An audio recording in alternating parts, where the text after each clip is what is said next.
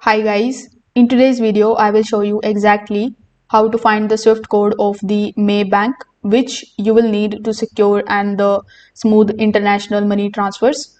For that, first of all, come here on the official website of the Maybank, which is maybank.com.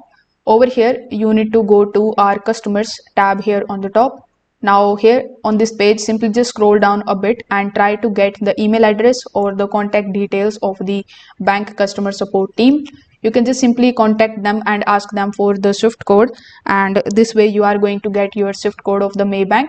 Secondly, what you can do is you can just simply come here on the website of bank.codes. Over here select your country, which in our case is Malaysia. After that you will have to select your bank, which in our case is the Maybank.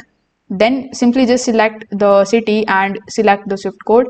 So this way you will get the Maybank Swift code very easily. Now you can use it to make the international transfers.